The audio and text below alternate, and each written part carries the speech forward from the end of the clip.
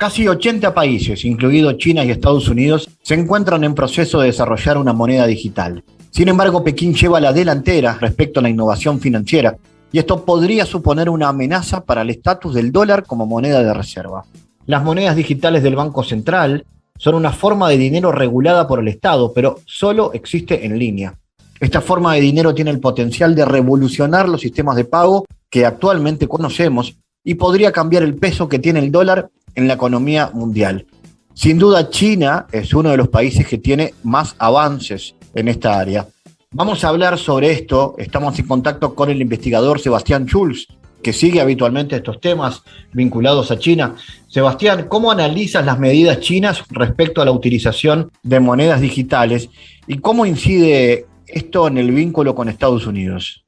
Hola Fabián, ¿cómo andás? Bueno, un abrazo grande y un saludo ahí a toda la audiencia de GPS. Es un tema muy actual, digamos, muy interesante y es uno de los centros de la disputa geopolítica en la actualidad y geoeconómica, por llamarlo de alguna manera, porque tiene que ver con el debate sobre el futuro del sistema monetario y financiero a nivel global, digamos, con todo lo que eso implica, con implicaciones macroestructurales, pero también en la vida cotidiana de las personas. Hace algún tiempo Rothschild, el magnate, decía: dame el control de la moneda y no me importará quién hace las leyes. Me parece que estamos discutiendo cómo se controla la moneda hoy, partiendo de un estado de situación que tiene que ver con la crisis de hegemonía de los Estados Unidos a nivel internacional, y en ese marco, la crisis de la potencia dominante y la crisis del dólar como la moneda de referencia internacional, la moneda de intercambio internacional, la moneda de reserva de los países, digamos. La crisis de hegemonía que diagnosticamos de Estados Unidos obviamente hace mella en, dónde se va a alojar el sistema monetario y financiero internacional, y en ese marco, hay varias discusiones, digamos. Partiendo de que Estados Unidos ha perdido en términos económicos su condición de primera economía internacional en desmedro de China, es decir, China hoy es es la economía más grande del mundo, es el primer comprador y el primer vendedor mundial. Digamos, China de alguna manera actúa de 5, por llamarlo en términos futbolísticos, de la economía internacional. Y en ese marco,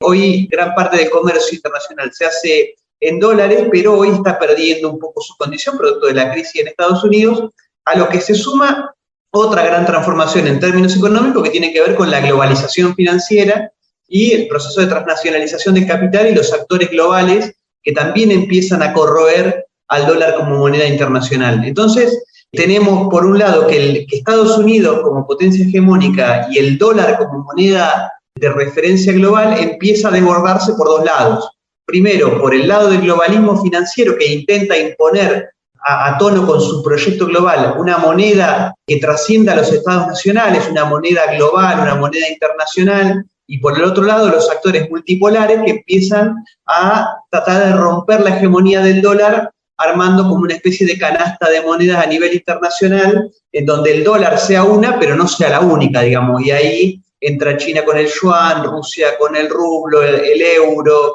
el yen japonés, digamos, una canasta multipolar de monedas que de alguna manera estabilice el sistema monetario internacional, y eso obviamente trae tensiones, trae debates, además con la aparición de todo este nuevo esquema financiero que son las criptomonedas, digamos, monedas que ya no están sustentadas en los estados nacionales, no están reguladas por los estados nacionales, con monedas con capacidad de, digamos, estar por encima de la soberanía estatal, con todo lo que eso implica, digamos, estas criptomonedas apalancadas por los sectores globalistas. Incluso aparecieron monedas como Libra, digamos, apalancadas por Facebook, es decir, las corporaciones transnacionales intentando instalar monedas propias, que tiene algunas diferencias con las monedas digitales, por ejemplo el yuan digital, que son sí monedas que están sustentadas en estados nacionales y que están emitidas por los estados-nación y sujetas a la regulación de los estados-nación. Entonces, hoy tenemos tres grandes esquemas monetarios en disputa. El esquema clásico tradicional, que es el dólar como moneda hegemónica, que es un esquema en decadencia y en retroceso, y dos esquemas de avanzada. Por un lado, los esquemas sostenidos por el globalismo, de tener una moneda global, criptomonedas que trasciendan los estados nacionales, y por el otro lado la propuesta multipolar de una canasta multipolar de monedas en donde el dólar tenga su lugar, y ahí es donde vemos incluso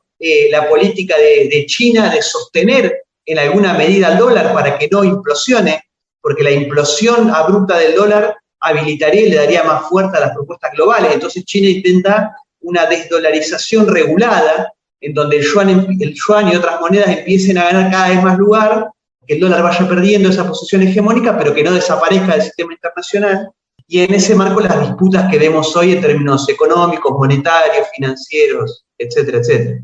¿Y cómo impacta el carácter cada vez más especulativo del capitalismo financiero en estas tensiones geopolíticas como de las que estamos hablando?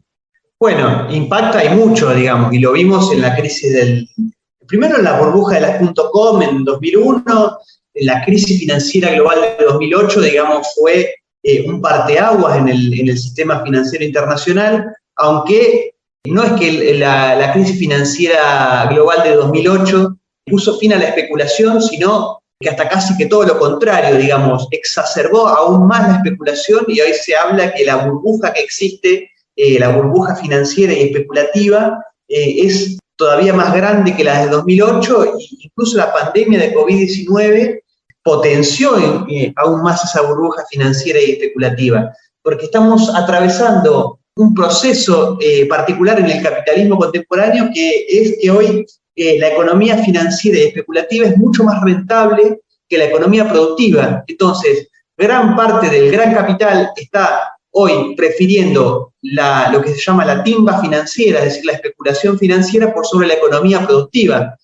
Los miles de millones de dólares que tienen las grandes corporaciones transnacionales se ponen en hipotecas, se ponen en créditos, se especula, es decir, se pone plata en lugares en donde se asegura una mayor rentabilidad producto de bicicletas financieras, tasas de retorno en términos de intereses mucho más altos, que ponerlo en la producción. Y entonces hoy tenemos un problema de sobrecalentamiento de la economía financiera y especulativa, que bueno, en 2008, producto de las tensiones que existen entre los principales proyectos estratégicos a nivel global, explotó. Y hoy amenaza con explotar todavía mucho más, lo cual, bueno, es un peligro para el sistema internacional y sobre todo para los sectores populares, porque, digamos, las grandes pinchaduras y estallidos de esas burbujas siempre terminan recayendo sobre las espaldas de los pueblos. Y esas pinchaduras, esos estallidos, pocas veces, por no decir ninguna, tiene que ver con malas decisiones o con errores, como a veces se nos hacía creer en la crisis financiera global de 2008, que parecía que fue algo que nadie lo veía venir, que nadie se lo esperaba, que fue producto de malas decisiones, que fue producto de que alguien apretó mal un botón, y en realidad es fruto de estas tensiones y conflictos cada vez más fuertes entre los principales jugadores a nivel global, y hoy que estalle esa burbuja podría ser perjudicial incluso para el propio proyecto multipolar, porque, digamos, eso traería complicaciones fuertes en la economía real, que es donde está apalancado el crecimiento de China, el crecimiento de India, el crecimiento de Rusia. Entonces, esta persistencia de la financiarización de capital hoy está siendo un problema, y tanto las políticas de China como las políticas de Rusia, en conjunto con otros actores como el BRICS o como la Unión Económica Euroasiática, incluso el RCEP, intentan de alguna manera regular este proceso de especulación financiera exacerbada del neoliberalismo, que incluso es señalada por el propio Papa Francisco como uno de los grandes problemas del sistema económico actual, para evitar que esta burbuja financiera estalle de manera abrupta y se lleve puesto el sistema económico internacional. Tomando en cuenta lo sucedido de alguna manera en Afganistán, ¿esto es el fin simbólico de la pretensión unipolar globalista de los Estados Unidos? Bueno, yo no sé si lo plantearía tan tajantemente. Me parece que hoy los sectores globalistas han recuperado el gobierno de Estados Unidos, han tomado una reofensiva en ese sentido, aunque, digamos, se encuentran en una situación de empantanamiento al interior de ese país. Digamos, la interna que existe en Estados Unidos hoy está siendo muy difícil de resolver, tanto para los sectores continentalistas, americanistas, nacionalistas, como para los sectores globalistas. Ahora, hoy la estrategia de Biden parece estar replanteándose y recuperando las tesis planteadas por Hillary Clinton y por Obama, de una estrategia de pivot hacia el Asia-Pacífico, en donde el Mar del Sur de China, Taiwán, Hong Kong, parece que son las prioridades del gobierno norteamericano, junto con la potenciación y la financiarización de mercenarios, de grupos insurgentes armados, revoluciones de colores, digamos, bien el estilo de los sectores globalistas más que los ejércitos tradicionales.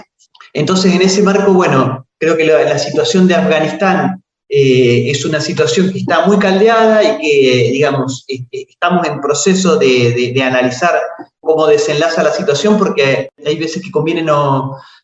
hacer análisis apresurados, porque después la realidad te desborda. Pero,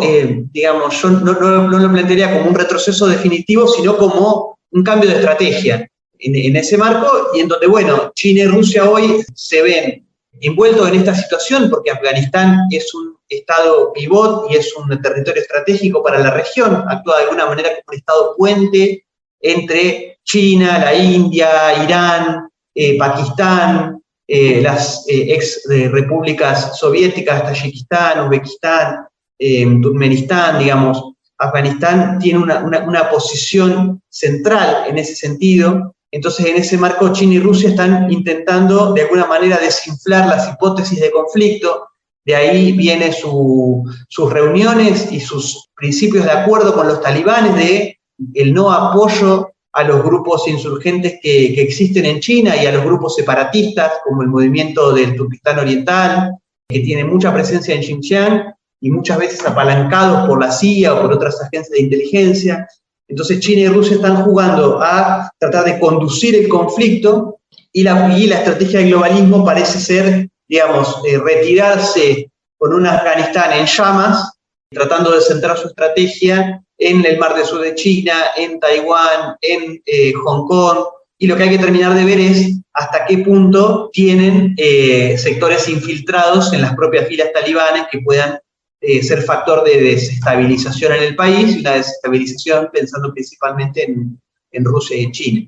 La política de no injerencia en los asuntos internos de China en sus vínculos con el exterior podría de alguna manera plantear una relación más pragmática con este nuevo régimen talibán en Afganistán. ¿Qué perspectivas le ves a esto?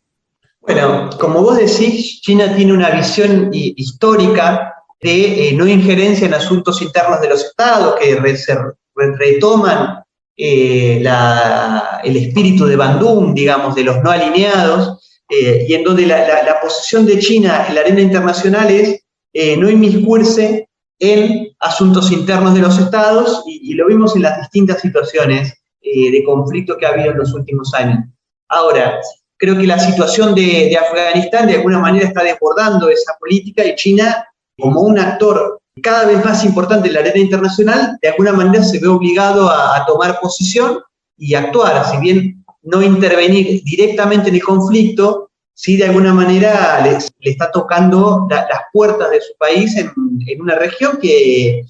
tiene bastante historia de conflicto, en Xinjiang, en el Tíbet, digamos, sobre todo de los grupos separatistas de ascendencia musulmana, como los que existen también en Afganistán. Entonces, China se ve obligado para defender su seguridad nacional a actuar, pero actuar de una manera, como decías vos, pragmática, en el sentido de que, bueno, en las reuniones que hubo entre los funcionarios chinos y los sectores talibanes, de, bueno, garantizar una transición pacífica en el gobierno de Afganistán, no intervenir militarmente, tanto ni China ni Rusia, siempre y cuando los sectores talibanes se comprometan a no apoyar los movimientos separatistas que existen al interior de China. Si los talibanes se comprometen a pacificar el país y a no apoyar los movimientos insurgentes que existen al interior de China, China promete de alguna manera el apoyo con obras de infraestructura, con financiamiento,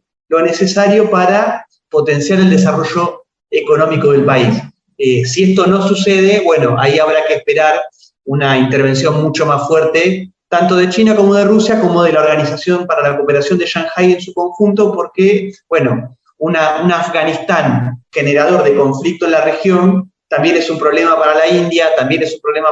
para Pakistán, también es un problema para Irán, y creo que ninguno de esos países hoy está queriendo focos de desestabilización en la región. Sebastián Schulz, gracias.